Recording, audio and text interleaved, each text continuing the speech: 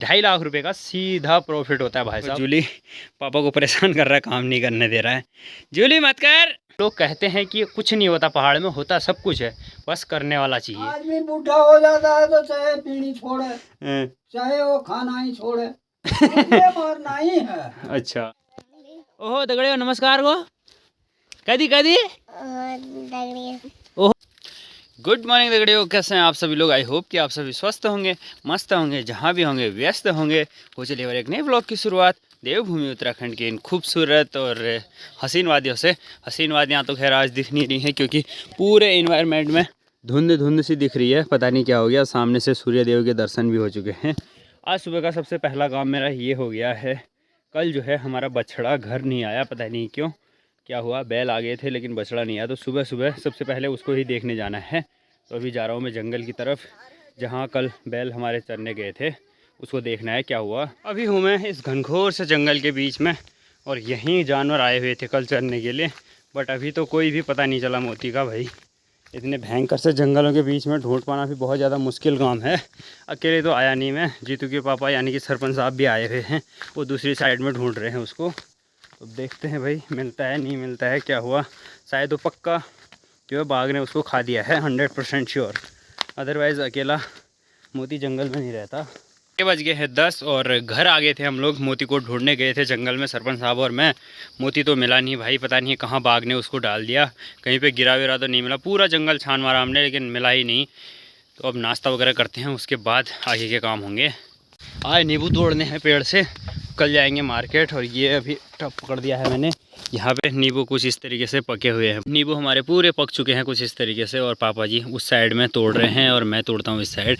और ये नींबू तोड़ने में सबसे बड़ी जो दिक्कत होती है ना, इसमें बहुत नुकीले नुकीले कांटे होते हैं। आप देख सकते हैं ये पूरे कांटे कांटे हैं, तो काफ़ी सावधानी से इनको तोड़ना पड़ता है। ऐसे ख़तरनाक वाले कांटों के बीच से नींबू तोड़ना भी एक बहुत बड़ा टास्क है दोस्तों। मतलब नींबू तो काफ़ी अच्छे हो रहे हैं, देख सकते हैं आप, पूरे टब में तोड़ दिए हैं। और इस तरफ जो है ना, उठाने में इतनी हालत ख़राब हो रही भाई, कांटों के बीच में आराम आराम से हाथ घुसाना पड़ रहा है।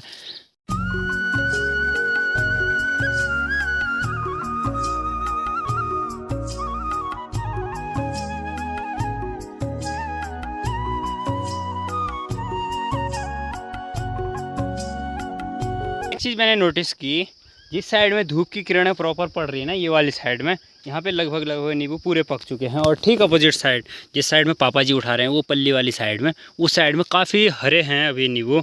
इससे ये पता चलता है कि हर चीज़ के विकास के लिए सूर्य की किरणों का होना भी बहुत ज़्यादा ज़रूरी है।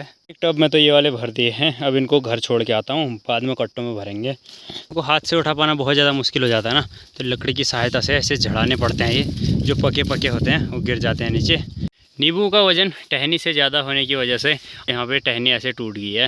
लगभग सारे नींबू तो हमने उठा लिए थे, जितने भी हाथ से उठाने लायक थे सारे उठा लिए थे।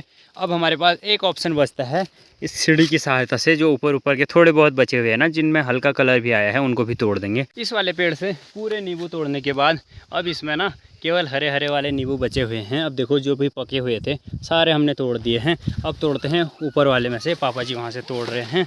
तो देखते हैं टोटल होते कितने हैं। यहाँ पे पापा जी तोड़ने में लगे हुए हैं और इस टब में इतने अभी तोड़े हुए हैं। अब इस पेड़ में बिल्कुल भी नींबू नहीं दिख रहे हैं। और अभी के नज़ारे हो रहे कुछ इस तरीके के, हल्के फुल्के से बादल लगे हुए हैं उस साइड में तो। और ये जो हरियाली है ना पहाड़ों की, अभी आजकल धीरे धीरे ब्राउन ब्राउन कलर में बदलती नज़र आनी शुरू हो गई है। कुछ ही दिनों में ये जो सारी घास है ये सूखी सूखी सी दिखनी शुरू हो जाएगी। और ऊपर वाली साइड से तो भाई डेली की तरह कोहरा आना शुरू हो गया है। आजकल मौसम मतलब बड़ा अजीब सा हो रहा है। सुबह के टाइम धूप आती है, इस साइड से हमारे जो पूरब की साइड है, पूरब की साइड से बिल्कुल बढ़िया मौसम रहता है, लेकिन पश्चिम की साइड से शाम के टाइम कोहरा आ जाता है, धमोरी वाली धार की साइड से।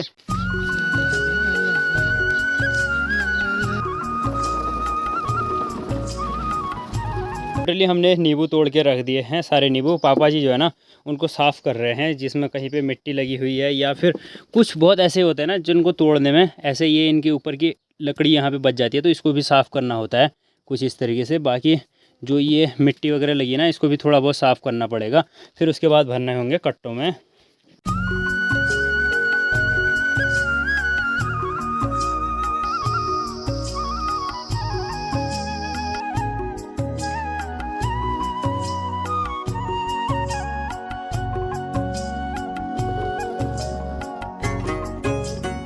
और गैस देखो जूली पापा को परेशान कर रहा है, काम नहीं करने दे रहा है।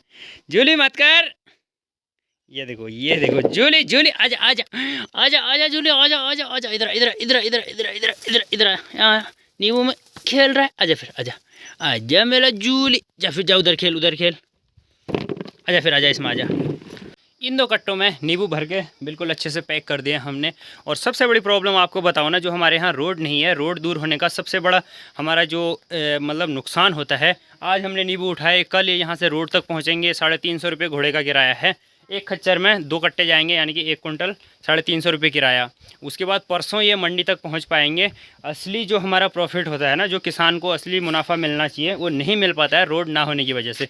क्योंकि यहाँ से 3 दिन बाद अगर कोई सामान मंडी पहुँचेगा तो उसका रेट वैसे ही डाउन हो जाता है। आपको बताता हूँ कि पहाड़ में रह के भी बहुत कुछ कमाया जा सकता है। अच्छा खासा प्रॉफिट इंसान घर बैठे पहाड़ में रह के अपनी मेहनत मजदूरी से, जो बाहर नौकरी कर रहे हैं ना, उनसे अच्छा प्रॉफिट कमा सकता है। मैं आपको एक नॉर्मली सा उदाहरण अगर बताऊँ, हमारे पास केवल 2 पेड़ थे, आपने देखा वीडियो पे।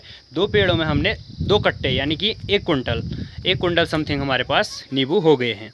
अगर हमारे पास 100 पेड़ अच्छे खासे नींबू के हमारे पास होते हैं, 100 पेड़ में हमारे पास 50 कुंटल ऑटोमेटिकली हो जाएगा। ठीक है, 50 कुंटल नहीं भी अगर हम मानते हैं, 40 कुंटल मानते हैं। अगर 40 कुंटल हमारे पास नींबू है, 40 कुंटल हम मंडी भेजते हैं, ठीक है, समथिंग 70-80 रुपये किलो तो कहीं पे भी चलता है।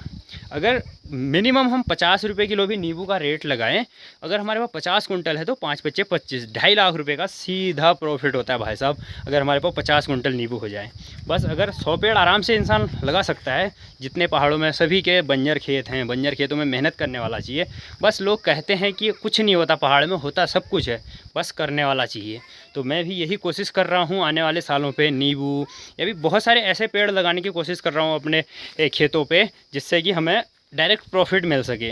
कि ये जो हमारे 2 कट्टे नींबू के हैं ना, इनका क्या प्रॉफिट रहा, क्या हो रहा, मैं आपको पूरा पर्चे के साथ दिखाऊंगा कि जब ये मंडी जाते हैं कितना हमारा खर्चा रहा और कितना इस पे हमें प्रॉफिट मिला। वे सभी छोटे छोटे बच्चे खेलने में लगे हुए हैं। इस तरफ है पीयूष, किरण, सक्कू, छोटी। ओह दगड़ियो, ये ठीक है। ओह माँ, ओहो दगड़ियो नमस्कार को, ओहो दगड़ियो नमस्कार को कदी कदी, ओहो दगड़ियो नमस्कार को ठुल्ली बाड़ को, हाँ बोल बोल बोल, ओहो दगड़ियो नमस्कार को ए शर्मा गया दिव्यांशु, शर्मा गया भाई। ये देखो सभी क्या होंगे, ये देखो छोटे छोटे बच्चों ने भी मेरा डायलॉग सीख रखा है भाई, स्वस्थ होंगे मस्त होंगे वाला। ये हिम्मत नहीं बोल रहा यार, ओहो दगड़ियो नमस्कार को। शहर के बाद से ही धमोरी वाली धार से पूरा कोहरा आ चुका है। इतना अजीब सा मौसम हो गया ना, कुछ भी नहीं दिख रहा है। सुबह से ही मौसम बहुत ज़्यादा ख़राब हुआ था। जब से बंदरों का आतंक फैला हुआ है ना हमारे मिर्ची के खेत की तरफ, तब से भाई सारे काम छोड़ के बंदरों को देखना सबसे पहला काम हो गया है हमारा। डेली कम से कम 10 चक्कर लगाने पड़ते हैं बंदरों को देखने के लिए।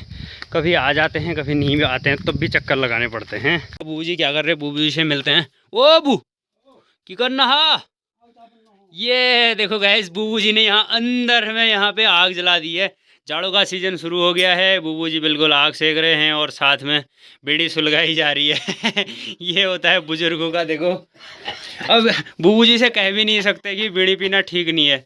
बूबू जी तो देखो बीड़ी भी तुम खा सको ना। अरे जब पेड़ बूढ़ा हो जाता है और सूखने ही में जाता है। हाँ। आदमी बूढ़ा हो जाता है तो चाहे पीनी छोड़े, चाहे वो खाना ही छोड़े, मरना ही है। अच्छा अब देखो ऐसा है, मरना तो सबको ही है खैर, लेकिन संसार को मरना है। मतलब बीड़ी नहीं छोड़ी जाएगी। नहीं क्यों, आप क्यों जिंदगी भर जब नहीं छोड़ी तो। ये बात भी सही है, जब टाइम था तब नहीं छोड़ी तो अब छोड़ने का क्या फायदा है बूबू जी। तो देखो बूबू जी आग सेक रहे हैं आराम से। थोड़ी देर बूबू जी के साथ गपशप मारते हैं। अभी गर्मा गर्म सी चाय बना लेते हैं एक बार। पापा जी ने तो चाय पी ली थी, अब ईजा के लिए खेत में ही लेके जा रहा हूँ और वहाँ से ऊपर को घास भी लेके आनी होगी, घास भी ले आऊँगा। अभी इस ठंड के मौसम में ईजा के लिए खेत में ही आ गई है गर्मा गर्म सी चाय। थोड़ी सी बच गई थी तो थर्मस के ढक्कन में मैं भी पी रहा हूँ। देखो काम के बीच में पहाड़ियों की तो भाई जान होती है, चाय पीने से ताकत आ जाती है। मेरी डेली की ड्यूटी है 1 गट्ठा घास घर पहुंचाने का, जिसमें कि ईजा की हेल्प हो जाती है। 1 गट्ठा ईजा लेके आ जाएगी तो हो जाएगा। अगर मैं नहीं आता हूँ ना तो ईजा को ही घास लाना पड़ता है, इसलिए ईजा की हेल्प के लिए लेके जाते हैं।